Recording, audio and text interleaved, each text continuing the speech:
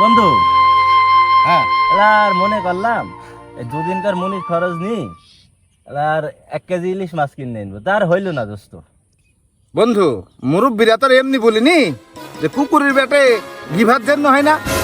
আরে বললো গো যে ভারতকে ইলিশ মাছ দেবো না, আর এখন টনকে টন ইলিশ মাছ দিছি।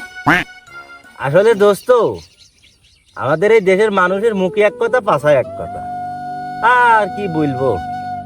যা হাই হোক রে, গরিব মানুষেরও চিন্তা করে লাভ নেই। চ ওই সামাই যাই এক গ্লাস পানি খাই আসি। চ, এখানে থুই যা। হ্যাঁ থাকবি? চ। থাক। আব্বা, ও আব্বা, মামু বাড়ি থেকে ইলিশ মাছটা নিয়ে আসবা। ওই মোটা ইলিশটা আর মাথা আমাকে দেন দিবা। আচ্ছা ঠিক আছে, তুই তো একটাই ছেলি, তোর সারা কাক দেবো রে। এক বস্তা ইলিশ মাছ নিয়ে আসবো। এবারটা ইলিশ মাছ ভারতে দিছি না তোর মামু। আয় আচ্ছা চলো খালি। জীবনে বন্ধু, হ্যাঁ গরিব মানুষ ভাই দুনিয়ায় এই রে। কি যে শান্তি, মাঠে কাজ বেরি খাইছি কাজ। বন্ধু, ওই দা মইনসা না, মনে এই যে ও মইনসা, তুমি এই দুপুর বেলাকের মাঠ ভেঙে কোন যাইছো? ছেলের মামু বাড়ি আছে রে। আইসো শ্যামা বেশি 1 গ্লাস পানি খাই দাও। আইসো। আব্বা, পানি খাবো। তাই চলো।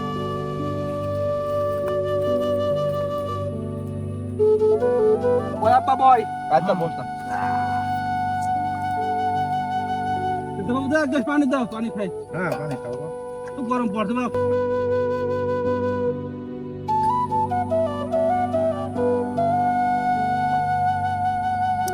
আলহামদুলিল্লাহ।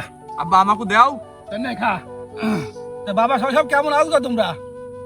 আসি, গরিবেরা থাকা, এই যাইছি কোন রকম।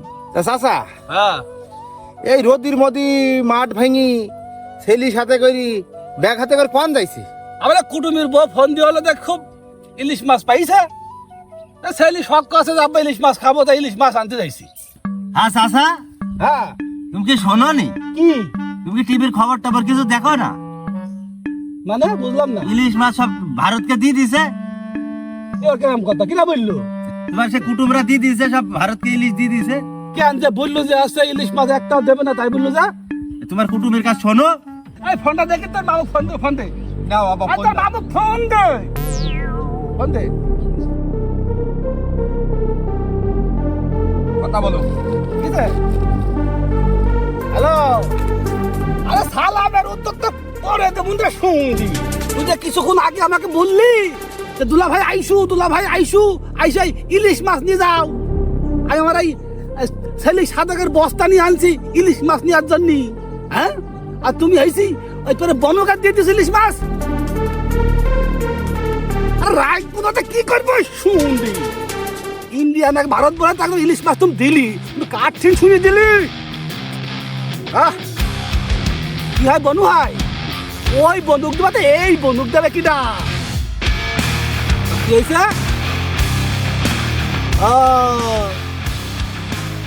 আচ্ছা। হ্যাঁ, ওই জন্য দিছে। ভালোই করেছো। আমাদের কিছু আসতো নাকি? না দিলে তার বোন থেকে বাড়িতে বনি। আচ্ছা ঠিক আছে, দিস তো ভালোই করেছে, খারাপ করেনি, দিস ভালো করেছে। আচ্ছা রাখ। আচ্ছা চাচা, হ্যাঁ, তুমি প্রথমে আগুন হইলি, পরে পানি হয়ে গেলি, কিছুই বুঝলাম না। তোমার বিষয়টা কিছু বুঝতে পারলাম না তো। না চাচা, ও ঠিকই বলিছে। তুই যে প্রথমে যে রাগ দেখাইলি, পরে যে সব কথাই সাই মানলি, কি শুনলি না শুনলি তো কিছুই বুঝলাম না বিষয়টা কি। এ কুটুম বললো দুলা ভাই মাছ কি এমনি দিয়েছি? বললাম কেন দিয়েছি?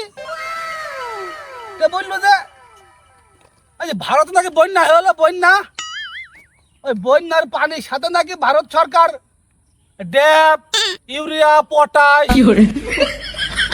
শুনলাম পানি সাথে হলো। ওই পানি আমার দেশে আই না। হ্যাঁ চলে এসো।